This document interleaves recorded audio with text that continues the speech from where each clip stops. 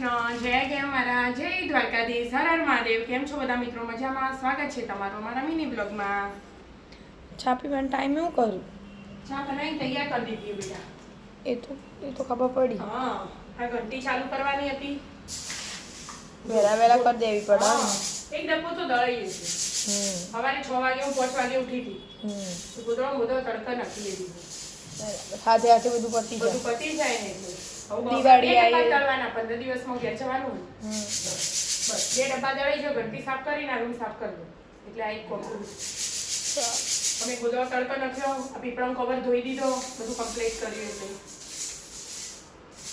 સારું દિવાળી આવી તો ભેગું ઘર સાફ થઈ જાય. એટલે 2 દિવસ કરું, પછી તાર પરીક્ષા ચાલુ થાય પાછી એટલે નહીં કરું.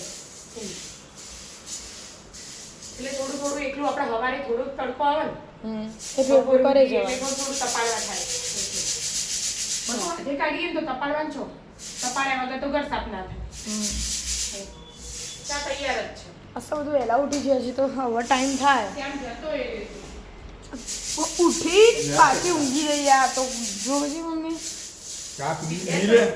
હા પીએ ને ચા. હા ઈ આટલા પેલા એટલા ઘંટી નક્કી ના આવે એટલે ઘંટી ચાલુ કરે એટલે કોણ ચાલુ થઈ જાય ને મારે. તો શાંતિ રાખો. શું થયું? ચા બનાવી દીધી, ગરમ કરવા ચાલુ કરો. જીવન મોડું થતું હોય છે એટલે. હા અહીં આડો લે લગતી નહીં માં લખું પછી આ લોટ દળ્યો ને બેટા એટલે ભરદમ ડોલમાં આ એક ડબ્બો હવાઈ દળી ગયું. બે વાર દળો એટલે ડોલ ભરાઈ ગઈ. હા કમ્પ્લીટ.